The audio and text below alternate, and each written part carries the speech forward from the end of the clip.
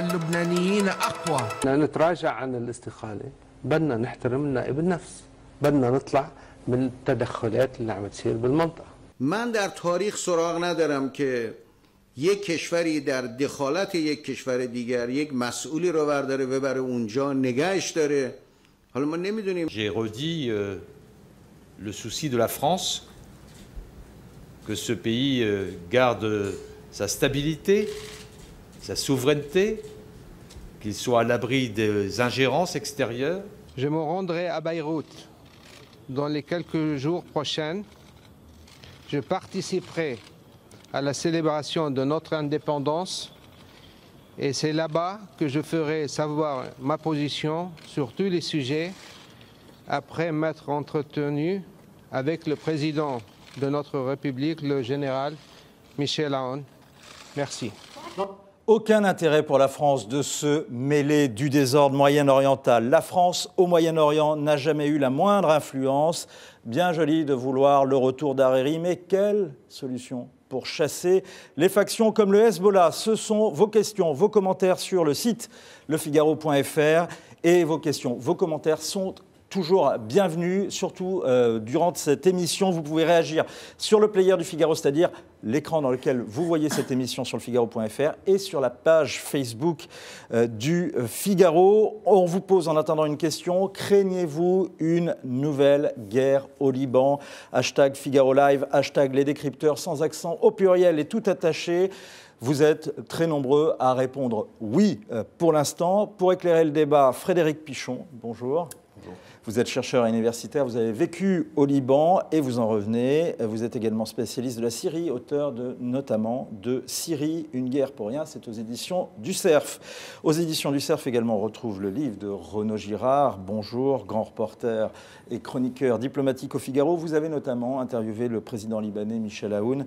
C'était le 22 septembre dernier. Interview à retrouver dans le Figaro.fr. Et on l'a vu, vous êtes donc auteur de Quelle diplomatie pour la France? Clarence Rodriguez, bonjour. Bonjour. Eh bien, pour les auditeurs de RFI, les lecteurs du Journal du Dimanche, c'est exceptionnel. Maintenant, on peut vous voir en chair et en os, sans abaya. Vous avez été correspondant de plusieurs années à Riyad et vous publiez d'ailleurs Arabie Saoudite, la jeunesse 3.0.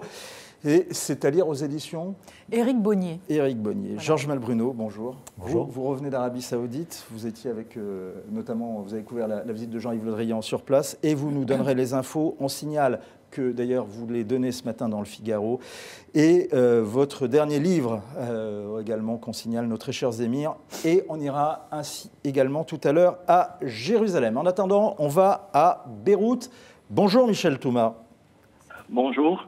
Vous êtes rédacteur en chef de L'Orient le Jour, qui est le grand quotidien francophone, non seulement du Liban, mais et du Proche-Orient. Quelle est l'ambiance ce matin à Beyrouth? Est-ce qu'on s'apprête à accueillir Saad Hariri en héros mercredi, jour où le Liban célébrera l'anniversaire de son indépendance et jour où reviendra Saad Hariri? Alors oui, évidemment, au niveau populaire, au niveau politique, tout le monde attend le retour de Saad Hariri, évidemment, mais surtout tout le monde attend qu'il se prononce sur le fond, sur les causes de sa démission. Et c'est ça le problème fondamental, qu'il définisse de façon claire, qu'il réitère sa position au sujet des causes de sa démission. Alors là, ce n'est pas une très grande surprise, parce qu'il faut souligner aussi, c'est que ce que Saad Hariri a dit dans sa lettre de démission, dans son document qu'il a lu à Riyad, n'est pas évidemment très nouveau. Il a réitéré un peu cette même position à plusieurs reprises à Beyrouth, mais d'une façon évidemment beaucoup plus souple, beaucoup plus diplomatique qu'il ne l'a fait à Riyad. Il a même souligné au cours d'un meeting populaire organisé par la coalition du 14 mars, qui est la coalition, ce qu'on appelle ici la coalition souverainiste.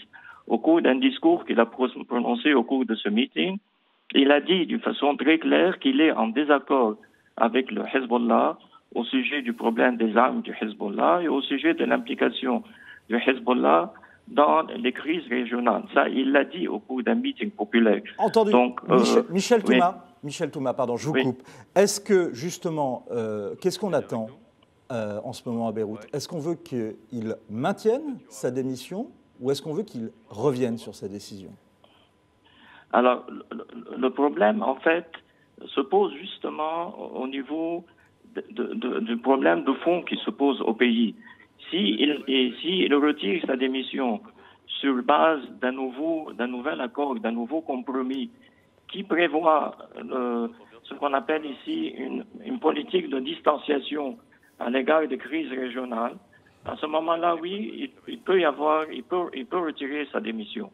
Mais si cette politique de distanciation qui avait été convenue lors de l'élection de Michel Aoun à la présidence de la République, cette élection s'est faite sur base d'un compromis qui prévoyait justement cette politique de distanciation à l'égard des crises régionales. Alors, une précision à la distanciation, c'est la neutralité du Liban à l'égard des conflits qui sont dans les pays voisins, notamment la Syrie, mais également le conflit potentiel entre l'Arabie saoudite et l'Iran. Michel, juste une dernière question avant de lancer le débat. Quelle est l'ambiance en ce moment à Beyrouth? Une ambiance d'expectative, évidemment. Il y a aussi une inquiétude en ce qui concerne l'impact économique de cette crise, évidemment. Et il y a une inquiétude au niveau de l'impact sécuritaire. L'impression qui prévaut ici, qu'il n'y a pas de risque de guerre, disons, du moins dans l'immédiat, mais il y a un risque un risque sécuritaire. Et les Libanais, évidemment, sont très sensibles à ce point-là. On craint des attentats, on craint des tensions, c'est ça que vous êtes en train de dire? Voilà, tout à fait. Comme ce qui s'est produit en 2005, après le retrait syrien du Liban. Donc, il y a un mélange d'expectatives et d'inquiétudes latentes sur le double plan économique et sécuritaire.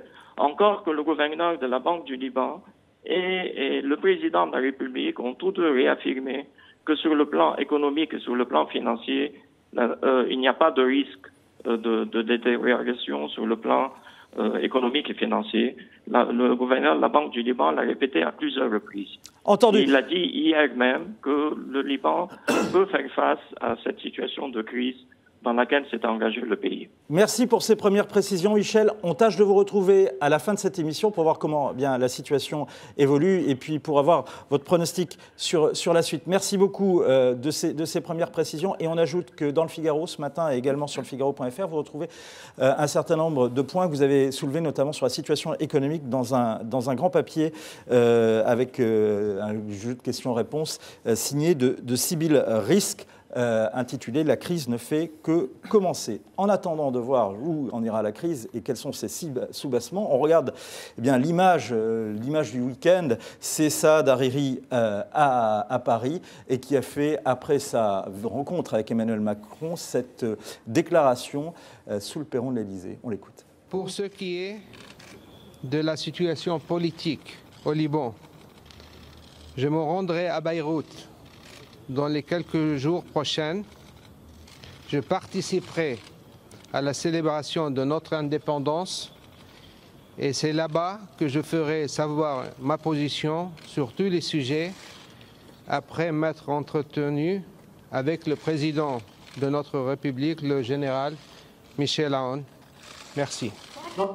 Georges, on signale que dans votre article dans le Figaro aujourd'hui, vous donnez beaucoup d'informations sur les conditions dans lesquelles sont arrivés Saad Hariri et sa famille à Paris, comment ils vont revenir. Mais là, juste une chose, c'est qu'est-ce qu'il fait en ce moment à Paris il consulte, il y a sa tante, Baya, il y a ses cousins germains, Nader, Ahmad. Un ministre libanais important est venu ce week-end, que j'ai eu au téléphone d'ailleurs hier, et qui repartit.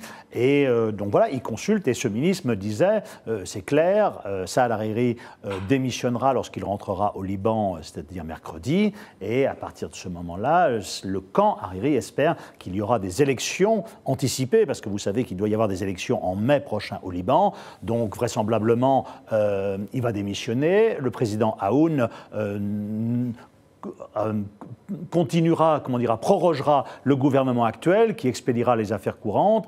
Et puis, pendant ce laps de temps, ces quelques mois qui nous séparent des élections ou législatives à leur terme ou à leur anticipé, eh bien, Saad Hariri va continuer d'essayer de mobiliser autour de lui pour répondre aux questions qu'il a posées lors de sa démission, c'est-à-dire la distanciation, la mainmise de l'Iran du Hezbollah et de l'Iran sur le Liban. Et en fonction des réponses qui sont apportées, eh bien, Saad Hariri, lors de ces élections, eh bien, pourrait de nouveau jouer un rôle. Et donc c'est ça qui se joue actuellement.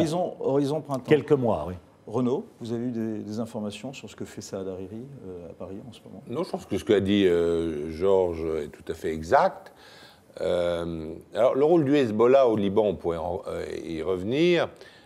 D'abord, le Hezbollah représente une communauté extrêmement importante au Liban, qui est la communauté chiite. Il y a 20 ans, il était représenté par une organisation davantage laïque qui s'appelait Amal, mais aujourd'hui, peut-être 90%, 95% des chiites libanais, y compris ceux d'ailleurs de la diaspora en Afrique, soutiennent le Hezbollah. C'est vraiment le représentant. Et c'est Nasrallah, le secrétaire général du Hezbollah, qui a d'ailleurs montré beaucoup de sagesse et de modération dans cette crise, appelant à l'unité libanaise. On va revenir justement sur la façon dont le Hezbollah et l'Iran réagissent. Et alors effectivement, Georges a employé le mot de mainmise. Alors qu'est-ce que veut dire mainmise? C'est-à-dire qu'effectivement, le Hezbollah, surtout depuis 2008, a une sorte de pouvoir de veto sur les décisions du gouvernement, parce que de toute façon, il a plus d'un tiers des ministres qui soutient sa position, et il faut plus de 2 tiers du Conseil des ministres pour prendre une décision exécutive au Liban. Mais mainmise, si vous voulez, à Beyrouth, vous pouvez acheter des journaux, comme l'Orient le Jour d'ailleurs, qui sont très anti-Hezbollah. Donc ce n'est pas une mainmise totale. Vous avez d'ailleurs, il n'y a pas une mainmise sur les régions chrétiennes ou les régions musulmanes comme par exemple Saïda ou par exemple Tripoli. C'est-à-dire qu'ils sont importants, parce qu'ils représentent une communauté très importante, mais est-ce que c'est eux qui dirigent le pays? Non, c'est un consensus. On ne peut pas se passer de leurs décisions pour diriger le pays. On va revenir à ça, mais on va revenir quand même. Je voudrais quand même qu'on revienne sur l'événement qui a occasionné toute cette crise. C'est cette annonce qui a eu lieu le 4 novembre dernier, qui a été une annonce surprise. Je vous donne la parole juste après. وانطلاقا مما أؤمن به من مبادئ ورثتها من المرحوم الشهيد رفيق الحريري ومن مبادئ ثورة الأرز العظيمة ولأنني لا أرضى أن أخذل اللبنانيين أو أقبل بما يخالف تلك المبادئ فإني أعلن استقالتي من رئاسة الحكومة اللبنانية مع يقيني بأن إرادة اللبنانيين أقوى وعزيمتهم أصلب وسيكونون قادرين برجالهم ونسائهم على التغلب على الوصاية عليهم من الداخل أو الخارج. Clarence Rodriguez, qu'est-ce qui s'est vraiment passé ce jour-là? Il y a eu plusieurs événements. Le 4 novembre, effectivement, donc la démission, j'ai envie de dire, forcée donc de Saad Hariri. Mais c'est également, il y a une drôle de coïncidence, j'ai envie de dire, avec notamment cette purge anticorruption. C'est lié? Écoutez, en tous les cas, selon mes informations, ce serait lié. Il ne faut pas oublier que Saad Hariri... Quel est le lien? Parce que Saad Hariri était à la tête de Saoudi Hogei, cette grande société de bâtiments fondée par son père Rafik Hariri, qui a vraiment très très bien fonctionné jusqu'à ce qu'en 2015, cette société rencontre des difficultés financières. Alors, quelle relation? C'est que Saad Hariri serait accusé, en tous les cas, je mets toujours au conditionnel, mais bon, serait accusé donc de corruption, d'avoir blanchi de l'argent de ces personnalités qui ont été arrêtées donc, le 4 novembre, qu'il s'agisse d'hommes d'affaires, de princes, et donc tout le monde a un peu mis la main dans le pot de confiture, et donc il serait effectivement donc, concerné. Il faut savoir aussi que Saad Hariri a mis en difficulté des familles françaises.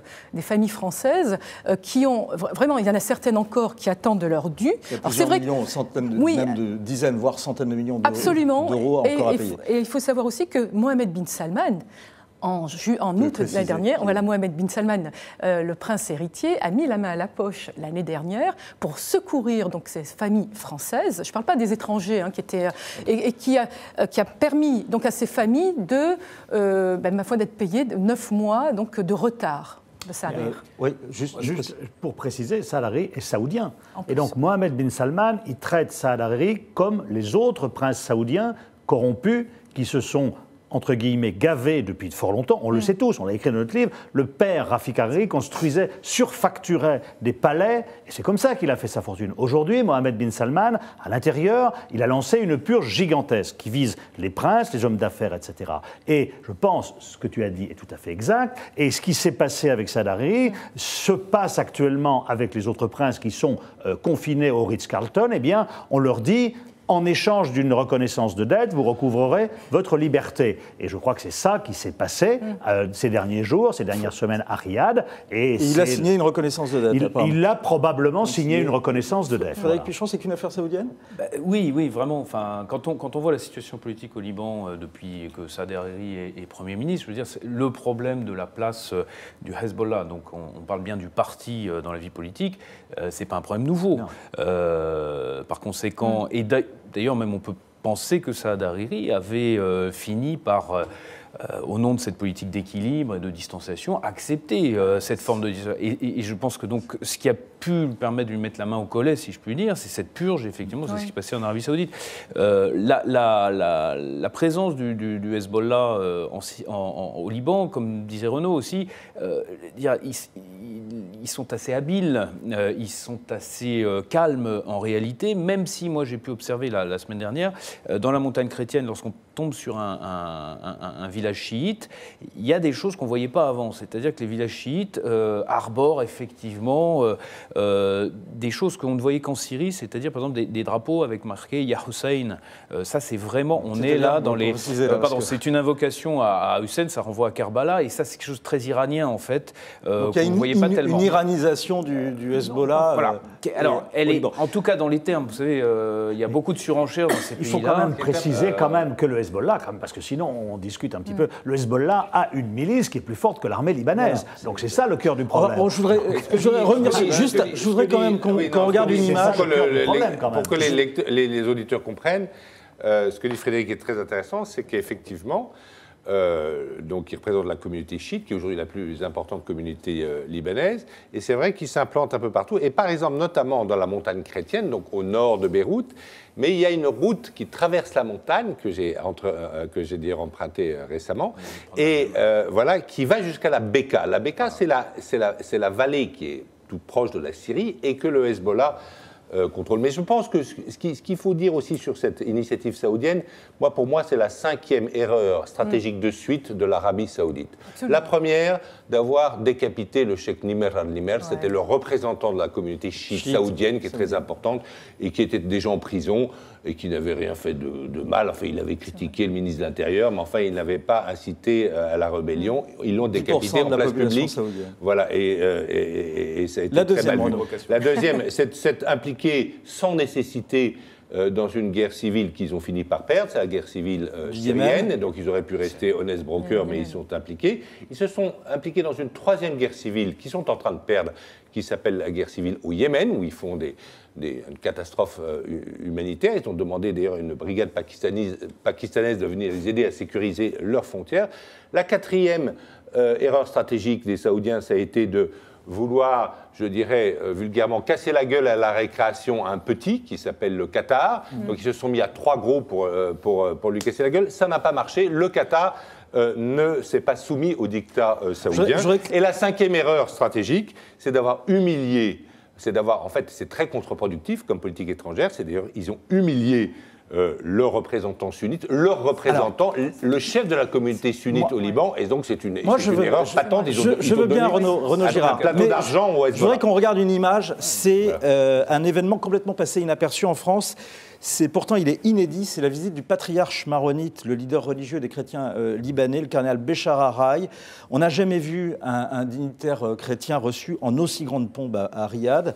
Alors, le cardinal est officiellement neutre, mais on lui avait reproché jusqu'à présent plutôt une bienveillance vis-à-vis de la Syrie, en tout cas pas vis-à-vis de l'Arabie saoudite. Bref, on s'attendait à ce qu'il condamne les Saoudiens, comme le fait le général Aoun. Or, lui s'est dit convaincu par les raisons avancées par Saad Hariri dans la démission. Comment vous expliquez ça, Clarence Rodriguez? Je crois que ça s'inscrit aussi dans la politique du prince héritier Mohammed bin Salman, qui va devenir le prochain roi d'Arabie saoudite. Et on le sent bien, vous savez, fin octobre... Politique d'ouverture? Politique d'ouverture, absolument. N'oubliez pas, vous savez, devant un parterre d'investisseurs, il y a... quasiment 3 semaines environ, il a prôné un islam modéré, plus tolérant, etc. Et donc ça s'inscrit justement dans cette politique. Et c'est vrai que c'est surprenant. Et l'impact sur le Liban? L'impact sur le Liban, Frédéric Pichon? De la visite de Béchar. Non, je pense que c'est concomitant et peut-être c'était pas prévu qu'il y ait la crise avec Hariri. Mais je pense que c'est surtout un geste qui est fait à l'extérieur vis-à-vis de nous et de l'Occident. Mais par rapport au Liban, l'aspect humiliation, c'est sûr que ça fait partie des maladresses, à mon avis, de la diplomatie saoudienne, parce que même du point de vue économique, ce qui est en train de se passer, moi je suis ça depuis quelques mois maintenant, Beyrouth et le Liban sont devenus l'antichambre de la reconstruction de la Syrie. C'est par Beyrouth que commencent à se positionner un certain nombre d'entreprises, y compris des entreprises libanaises, sur le marché. Donc faire un blocus du style Qatar, comme le ferait l'Arabie saoudite envers le Liban, ce serait pousser le Liban vers les réseaux iraniens, ou en tout cas j'ai vu que les chiffres, le Qatar, le commerce et les échanges avec l'Iran ont bondi de 117% depuis l'été dernier. Donc là aussi, c'est une énorme maladresse. Contre-productive. C'est très contre-productif. Alors justement, quand même, je voudrais qu'on écoute les raisons qu'a avancées quand même Saad Hariri, qui répond un petit peu à ce que vous dites, puis on commentera rapidement avant d'aller à Jérusalem. لأنه في يمكن صراع إقليمي بين الدول العربية اللي نحن أصغر بكثير منها، أوكي، ومع إيران. ليش نحن بدنا نحط حالنا بالنص؟ نحن بعين العاصفة، نحن عندنا داعش، وعندنا النصرة، وعندنا القاعدة، وعندنا النظام بسوريا، وكمان بدنا نتدخل بمحلات ثانية. طب ليش؟ بدنا نتراجع عن الاستقالة، بدنا نحترم نائب النفس، بدنا نطلع من التدخلات اللي عم تصير بالمنطقة. Alors une précision, le mot dissociation, on l'a traduit ici par distanciation, ça désigne la politique, on l'a entendu tout à l'heure, de prise de distance, de neutralité du Liban, notamment par rapport au conflit syrien. Que Saad Hariri ait été contraint ou non, est-ce que, dans ce qu'il dit, c'est vrai ou c'est faux, Georges? Oui, c'est vrai, parce que Saad Hariri a été plus une couverture de l'action du Hezbollah dominante au Liban depuis que le nouveau gouvernement, il y a 1 an, a été formé, qu'un rempart. Or, c'était l'objectif qu'il lui avait assigné les Saoudiens. C'était d'être un rempart. C'est d'être un rempart, d'où cette distanciation. Et donc, les Saoudiens et d'autres ont été assez furieux de voir que Saad Hariri, plutôt que le Liban, par exemple, Gebran Bassil, le ministre des Affaires étrangères, qui est gendre du président Michel Aoun, a rencontré, par exemple, à New York, en marge de l'Assemblée générale de l'ONU, le ministre syrien des Affaires étrangères, Walid Muallem. Saad Hariri lui avait dit qu'il ne faut pas rencontrer des Syriens. Il y avait eu aussi une autre demande qui était de se tenir à distance de la Syrie, de ne pas envoyer de ministre en Syrie pour renouer, etc. Donc Saad Hariri a été humilié. Et c'est la raison pour laquelle les Saoudiens l'ont convoqué et lui ont dit il faut arrêter ce jeu-là. Donc si vous voulez, l'issue de la crise, ce que dit Saad Hariri, je changerai ma démission, je reviendrai si des réponses ont été apportées à ça. Comme aucune réponse n'a été apportée à ça, il va, comme m'a dit son proche, maintenir sa décision. Mais toute la question est de savoir maintenant justement qu'est-ce que le Hezbollah peut essayer de... qu'est-ce qu'on peut obtenir de l'Iran pour faire pression sur le Hezbollah pour qu'il desserre un petit peu son étau, et qu'est-ce qu'on peut obtenir de Michel Aoun pour qu'il soit un petit peu moins, quand même, je dirais, pro-Hezbollah. Donc c'est ça qui va se jouer. Qu'est-ce qu'on aurait dit si le président du Parlement, qui est toujours un chiite de l'indépendance au Liban, avait été convoqué en Iran, on lui avait supprimé ses portables à son arrivée, et si on l'avait obligé à présenter sa démission. C'est ce qui s'est passé. Qu'est-ce qu'on aurait dit ? C'est ce qui s'est passé donc en Arabie Saoudite, d'après ce que j'ai lu dans le Figaro. Et voici ce qu'a déclaré, eh bien justement, le président iranien après l'annonce de cette démission. On écoute Hassan Rouhani. در تاریخ سراغ ندارم که یک کشوری در دخالت یک کشور دیگر یک مسئولی رو برداره ببره اونجا نگهش داره. حالا ما نمیدونیم، به هر حال خودش مونده، نگهش داشتن این اشکال ما خبر نداریم، مجبورش کنن به استعفا، متن استعفانامه رو دستش بدن. این در تاریخ منطقه ما بی سابقه است. Alors, justement, les Saoudiens ont forcé donc, à la démission donc, Saad Hariri. Donc vous donnez raison à Hassan Rouhani. Oui, et aujourd'hui, que va-t-il se passer? Je veux dire, il faut un sunnite quand même. Parce que là, on ne sait pas du tout la décision qui va être prise par Saad Hariri lorsqu'il va aller à Beyrouth et voir le président Aoun. Qu'est-ce qui va se passer? Est-ce qu'il y a vraiment un candidat potentiel? On parlait de son frère, mais qui n'est pas forcément d'accord. Alors je voudrais quand même, on va revenir tout à l'heure sur la politique libanaise, mais il y a un autre pays quand même qui est limitrophe du Liban, c'est Israël. Et il y a eu un certain nombre de conflits entre les deux pays, en tous les cas récemment, dans les années 80 et dans les années 2000. Bonjour Cyril Louis. Bonjour. Vous êtes le correspondant du Figaro à Jérusalem. Merci d'être avec nous ce matin. Cyril, quel regard Israël a porté sur la démission de Saad Hariri?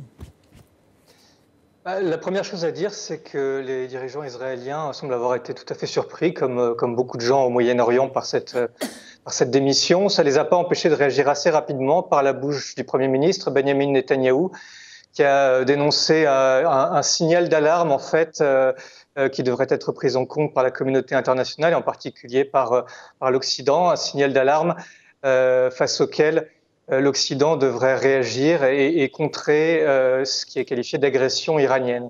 Alors c'est une rhétorique classique des dirigeants politiques israéliens qui accusent l'Iran depuis plusieurs années, et plus particulièrement depuis plusieurs mois, de vouloir créer un corridor d'influence qui courrait de Téhéran jusqu'au Liban, en passant par l'Irak et la Syrie, et le Hezbollah au sein de ce corridor. Tout à fait. Et le Hezbollah joue dans ce contexte un rôle clé aux yeux d'Israël. On sait qu'ils ont considérablement renforcé leur arsenal militaire depuis la dernière guerre de l'été 2006.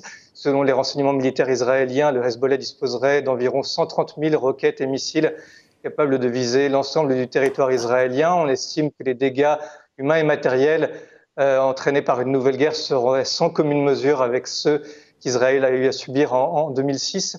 Et donc pour les Israéliens, cette menace du Hezbollah est la toute première à prendre en compte.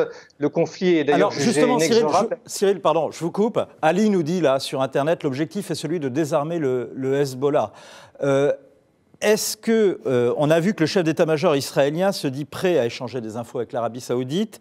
On parle de frappe israélienne contre le Hezbollah. Est-ce que c'est une info? Est-ce que c'est une intox, d'après ce que vous savez? Alors en fait, assez vite après la démission de Saad Hariri, un certain nombre de commentateurs ont commencé à spéculer sur les intentions réelles de l'Arabie Saoudite qui auraient lourdement pesé dans cette décision. Et certains ont soupçonné l'Arabie Saoudite de vouloir en fait provoquer, précipiter une guerre entre Israël et le Hezbollah. Le scénario serait le suivant. Saad Hariri, mettant fin au compromis atteint l'année dernière entre sunnites et chiites, pousserait le Hezbollah en premier plan de la scène politique libanaise et le forcerait à prendre en main les difficultés sociales, politiques, économiques auxquelles le public libanais doit faire front. Et de cette façon, il ferait baisser de manière très rapide la cote de popularité du Hezbollah, ce qui le contraindrait à revenir en quelque sorte sur ce qu'on pourrait appeler son cœur de métier, la résistance à Israël. Et donc, ce serait une façon de pousser le Hezbollah à engager une nouvelle confrontation militaire avec Israël. Comme vous le dites, Israël a répondu assez vite et mis les choses au clair. Le général Gadi Eisenkot, chef d'état-major, a indiqué qu'Israël est prêt à intensifier la coopération discrète avec l'Arabie Saoudite et certains autres pays du Golfe sur le plan du renseignement et de la défense. Mais il n'est pas question de laisser à d'autres pays le soin de prendre une décision aussi lourde de conséquences que celle d'engager une nouvelle guerre entre Israël et le Hezbollah. Et est-ce que c'est quelque chose qui revient? Est-ce que des frappes, par exemple des frappes préventives, pourraient être déclenchées comme ce qu'on a vu en Syrie de la part d'Israël? Ce que les stratèges israéliens martèlent depuis plusieurs années, c'est qu'Israël se prépare à une nouvelle confrontation qu'ils jugent inexorable, mais qu'ils ne seront en aucun cas à l'initiative, qu'ils n'agiront qu'en cas d'agression flagrante du Hezbollah. Ils assortissent cette précision d'une menace lourde de sens Ils accusent le Hezbollah d'avoir truffé chaque village du sud Liban de dizaines ou de centaines de sites de lancement de roquettes. Et donc, ils indiquent très clairement qu'en cas de nouvelle guerre, celle-ci entraînerait des dommages absolument gravissimes, non seulement pour le Hezbollah, mais aussi pour la population civile du sud du Liban. Merci beaucoup Cyril, merci pour toutes ces précisions. Je rappelle que vous êtes le correspondant du Figaro à Jérusalem et toutes vos infos, eh bien, elles sont retrouvées sur lefigaro.fr ou bien dans l'émission Interaction où vous participez régulièrement avec Renaud Toffier. Merci beaucoup Cyril. Craignez-vous le retour de la guerre au Liban? C'est la question qu'on vous pose sur Twitter. Vous pouvez continuer à commenter, poser vos questions. On nous demande beaucoup de choses sur les maronites au Liban. Comment sait-on que l'Arabie Saoudite a forcé Hariri à démissionner? Alors là, vous retrouvez tout ce que Georges Malbruno ou Sybille Risque ont donné comme info sur le Figaro.fr. Clarence Rodriguez, par rapport à ce qu'on se disait sur l'Arabie Saoudite et Israël, ça risque pas de créer même des remous dans le monde arabe si l'Arabie Saoudite et Israël s'allient? Je crois que l'Arabie Saoudite est consciente qu'elle ne peut pas partir comme ça en guerre, en tous les cas frontale, sur un plan militaire. En revanche, ça peut se faire, comme ça s'est toujours fait, par procuration. On le voit très bien, que ce soit en Syrie, que ce soit également au Yémen, également, regardez le Qatar, je veux dire que...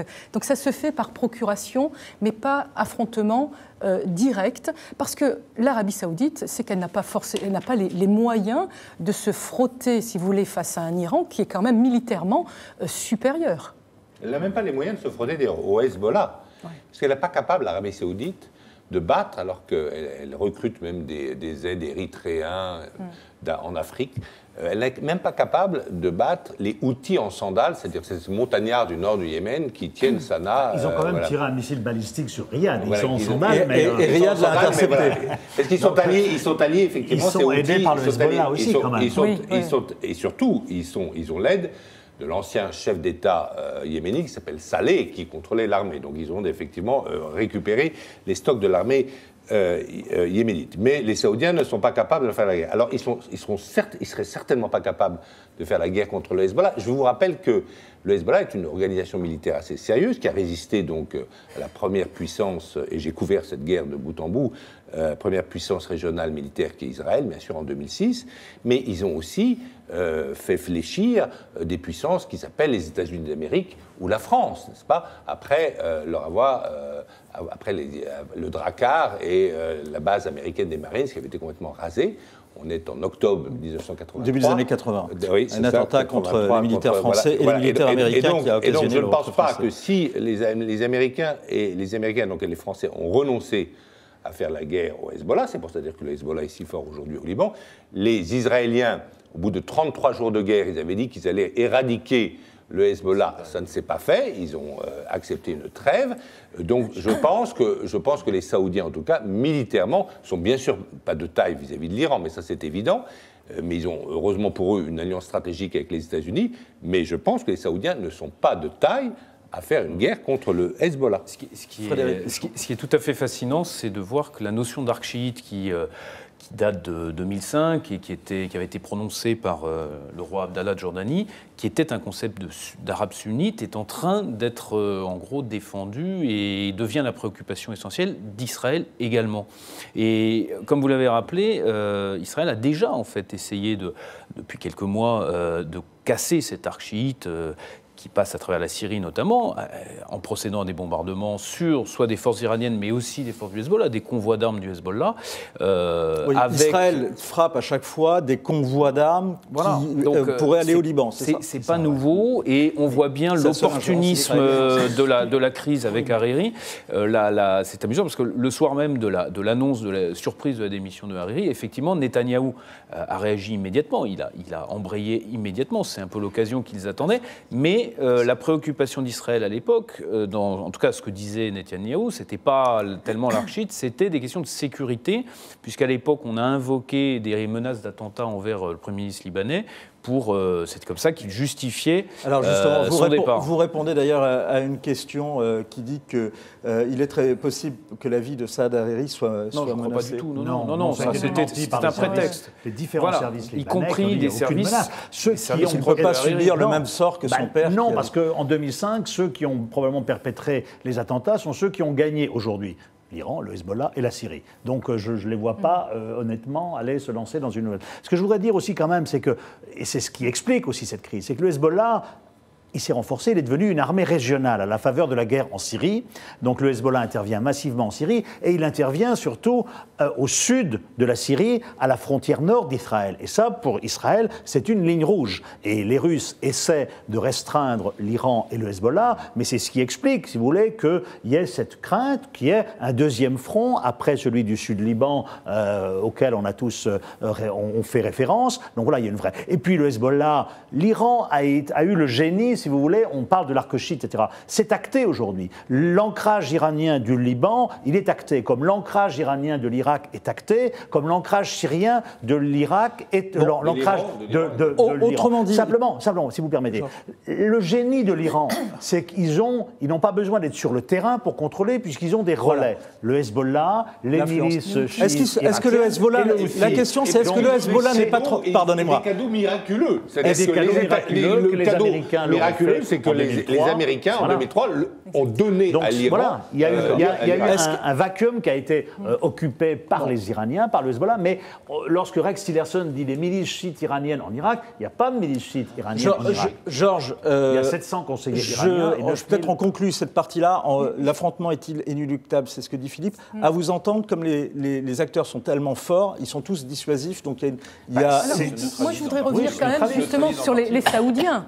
Je veux dire que, n'oublions pas, encore une fois, Mohammed bin Salman, le prince héritier, c'est lui qui a provoqué donc, ce conflit donc, au Yémen, et en ce moment, il n'en est pas très fier. Donc, c'est un échec. Donc, il faut quand même... c'est un échec cuisant. Donc, il part avec quand même un caillou dans la chaussure, avec donc, ce conflit au Yémen. Alors, je pense que là, si, en plus, il prend, je veux dire, de face, je veux dire, l'Iran ou le Hezbollah, etc., pour sa politique, ce ne serait pas louable en tous les cas. Donc c'est important. Donc il n'ira pas. Enfin, il n'ira pas. Vous une surenchère en fait. C'est ça. Vous savez, comme le joueur qui remet de l'argent à quelqu'un qui en remet. C'est le petit Vietnam des Saoudiens d'ailleurs. Cette surenchère, c'est dommage parce qu'effectivement, ça met en danger une politique intérieure qui est plutôt ouverte et sympathique. Alors justement, quelqu'un a peut-être été un recours pour les Saoudiens. C'est ce qui s'est dit en tous les cas dans la presse française ce week-end. C'est Paris. La France devrait retrouver un rôle de médiation plus équilibré entre Iran et sunnites, c'est ce que nous dit sa mère. En tous les cas, on va jeter un coup d'œil d'abord à ces 3 heures, à cette visite, ces 3 heures passées la semaine dernière à Riyad par Emmanuel Macron, donc le président de la République qui avait fait cet aller-retour. Qu'est-ce qu'on sait? Qu'est-ce qui s'est dit? Qu'est-ce qui s'est conclu à ce moment-là? On ne sait pas trop, parce que Emmanuel Macron, avant d'arriver à Riyad, avait dit à Dubaï des choses pas tout à fait sympathiques à l'égard des Saoudiens. Je ne veux pas de politique jusqu'au boutiste, etc. On a cru comprendre que c'était le prince héritier émirien qui avait téléphoné au prince héritier saoudien pour inviter Emmanuel Macron. Voilà. On dit que le courant est bien passé. Moi, je suis un peu plus sceptique, parce que Emmanuel Macron, pendant la campagne, avait eu, vous en souvenez, des mots durs. Je serais sans complaisance contre l'Arabie Saoudite. C'était au début de la crise de Saad Hariri. Il n'a pas vu le roi, il a vu le prince héritier. Il n'a évidemment pas ramené Saad Hariri. Voilà, je crois qu'il y a eu un langage de franchise. D'ailleurs, après, l'Élysée a clairement dit nous ne partageons pas la même analyse que les Saoudiens qui, selon l'Élysée et d'autres, sont une espèce d'obsession iranienne. Donc, je crois que les choses ont été un peu plus tendues qu'on ne l'a probablement dit. Clarence, je pense que c'est important, la visite éclair du président Macron donc à Riyad, au moment où justement cette Arabie Saoudite qui est en pleine mutation, que la France se positionne comme un partenaire privilégié. Comme disait Georges, on ne le sait pas précisément. Une chose est certaine, c'est que quand même, là, je veux dire, on le voit, ça s'est concrétisé quand même par l'exfiltration de Saad Hariri. Ça, c'est du concret, voilà. Alors, il faut dire quand même, c'est un très beau coup de diplomatie d'Emmanuel Macron. Exact. À la fois, il se montre en soutien et en protecteur du Liban. C'était son grand discours lors du dîner d'État où il avait reçu Michel Aoûl. Voilà, donc il rétablit en fait les institutions. La France est de retour au Proche-Orient. Attendez, la France est le protecteur depuis très longtemps, depuis du Liban que la France a créé. Donc elle a fait ça. Et en plus, la France sauve la face à l'Arabie Saoudite par cette idée de l'inviter à Paris. Parce que imaginez que si Saad Hariri, parce que les Saoudiens auraient fini par le libérer, parce que sinon le Liban allait au Conseil de sécurité pour demander qu'on libère son Premier ministre. Eh bien, imaginez que Saad Hariri ait fait un voyage qui l'aurait ramené directement à l'aéroport de Beyrouth. C'était un accueil triomphal et une sorte d'humiliation pour la diplomatie saoudienne. Donc je pense que Macron, très habilement, à la fois a montré qu'il était le protecteur du Liban et que ça marchait, des institutions libanaises, et il a sauvé la face à l'Arabie saoudite. Alors bien sûr, il pourra aller plus loin. Par exemple, il pourrait faire la réconciliation entre les Saoudiens et les Iraniens, parce que dans les années 90... Oui, non, mais sous Rafsanjani, on a eu... Les relations n'ont pas toujours été mauvaises entre les Saoudiens et les Iraniens. Sous, par exemple, le président Rafsanjani, dans les années 90, les relations étaient plutôt bonnes. Mais effectivement, c'est très difficile. Mais en tout cas, il faut reconnaître que c'est un très beau coup de Nesbroker de médiation diplomatique. Alors, peut-être qu'on va écouter justement le chef de la diplomatie française, c'est Jean-Yves Le Drian. Vous étiez, Georges Malbruno d'ailleurs, du convoi qui a accompagné cette visite. On va d'abord écouter le ministre des Affaires étrangères. On parlait du Liban. J'ai redit le souci de la France, que ce pays garde sa stabilité, sa souveraineté, qu'il soit à l'abri des ingérences extérieures. Est-ce que la France a des atouts, Frédéric Pichon, pour atteindre l'objectif qui est affiché par Jean-Yves Le Drian ? Alors, d'abord, le Liban reste un levier et c'est vrai que Macron s'est saisi de ce kairos en quelque sorte. On aurait pu laisser passer de cette fenêtre de tir ou de cette opportunité, si vous voulez. On aurait pu penser qu'il aurait pu la laisser passer, que le jeu était trop compliqué et que nos leviers, bon, à part symboliques et diplomatiques dans la région, étaient un petit peu faibles. Bon, c'est ça la politique de la France. C'est beaucoup de symboles. On peut lui rendre hommage de ce point de vue-là de ne l'avoir pas laissé passer. Maintenant, on voit très bien ce rôle de médiation, ça va être très compliqué à gérer, puisque on voit très bien les difficultés de la diplomatie française et les précautions par rapport au voyage annoncé d'Emmanuel Macron en 2018 en Iran, le voyage en Arabie Saoudite. On voit bien que la diplomatie française essaie de ne pas vexer surtout les Saoudiens par rapport à cette envie d'aller en Iran. Maintenant, économiquement, Jean-Yves Le Drian, il est, comme en tant que ancien ministre de la Défense et principal VRP pour l'industrie de défense dans le Golfe, il a des positions fortes également. En tout cas, il représente ces positions économiques fortes en Arabie Saoudite. Mais il faut savoir aussi que dès la conclusion de l'accord sur le nucléaire iranien il y a quelques années, le MEDEF s'était empressé d'aller en Iran. Donc, est-ce que les intérêts économiques vont l'emporter sur les intérêts politiques? C'est la question qui va se poser. Mais c'est délicat. Avec Emmanuel Macron, on assiste à un changement de pied. Avant, on était clairement aligné sur les monarchies sunnites du Golfe. Macron dit, moi, je ne veux pas être d'un côté, je veux être arbitre. On n'a pas à choisir entre chiites et sunnites. Très bien. Alors, on a entendu des paroles d'Emmanuel Macron dans le Golfe qui étaient assez dures quand même contre l'Arabie Saoudite, politique jusqu'au boutiste, que je ne partage pas. Ensuite, on a entendu Jean-Yves Le Drian à Riyad justement essayer de rétablir cette situation, dire l'Iran, tentation hégémonique de l'Iran, ce qui est vrai, etc. Et on a entendu ensuite après le porte-parole du ministère iranien des Affaires étrangères dire attention la France, ne vous ingérez pas, etc. Donc, ça sera très difficile pour Emmanuel Macron de garder cette position d'équilibre, d'être sur la ligne de crête, parce que tout simplement, à un moment donné, il va falloir choisir. Clarence Rodriguez, après on va retourner à Beyrouth. Sur un plan justement économique, c'est important aussi pour la France de se positionner au moment où justement l'Arabie Saoudite est en pleine transformation et mutation. Dernièrement, justement, le prince héritier Mohammed bin Salman a annoncé ce méga projet NEOM de 500 milliards d'euros. Donc, bien évidemment, les investisseurs français sont friands de ce genre de projet. Donc, il est important de se positionner pour ne pas laisser le champ aussi aux Américains. On en a très peu parlé. On a très peu parlé quand même. On parlera de l'Arabie Saoudite. On vous reviendra avec Clarence Rodriguez. Oui, juste une chose, je voudrais qu'on dise quelque chose sur la prochaine étape de Saad Hariri. C'est Youssouf qui nous pose la question en Égypte. Est-ce que vous ne pensez pas que ce dernier suit à la lettre un carnet de voyage dicté par l'Arabie Saoudite? Non, justement, il va en Égypte pour requérir Maréchal Sissi est allié de l'Arabie Saoudite. Oui, est allié, mais est un allié indocile. Et Saad Hariri va en Égypte pour essayer justement d'obtenir l'aval du plus grand pays arabe au moment où son allié traditionnel, l'Arabie saoudite, lui mesure son soutien. Donc c'est important qu'il aille là-bas parce que, et justement pour compenser un petit peu le refroidissement des relations entre le camp sunnite libanais et l'Arabie saoudite. Donc il va au Caire. En fait, l'Arabie saoudite a un peu traité Hariri comme un domestique, si vous voulez, hein, quand il est arrivé comme un Saoudien, comme un employé. Comme un employé, voilà. Et donc là, il a besoin de rétablir sa stature. Et je pense que le maréchal Sissi, le président de l'Égypte, va le recevoir avec tous les honneurs, comme d'ailleurs l'a fait Macron, et que ça va lui redonner une stature comme chef de la communauté sunnite au Liban. Frédéric Pichon, il nous reste très peu de temps. Juste, vous avez écrit votre premier livre sur les chrétiens d'Orient, avant que ça ne devienne à la mode, si je puis dire. Quid d'abord des chrétiens du Liban ? Alors ils sont très partagés, les chrétiens du Liban, politiquement.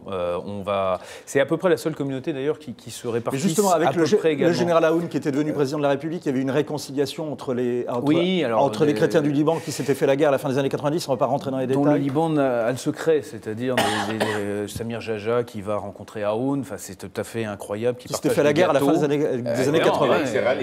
Voilà, et puis vous avez de l'autre côté d'autres grandes familles maronites aussi qui se rapprochent des uns des autres. Non, on est dans l'équilibre libanais, c'est extrêmement subtil, ça marchait plutôt bien maintenant.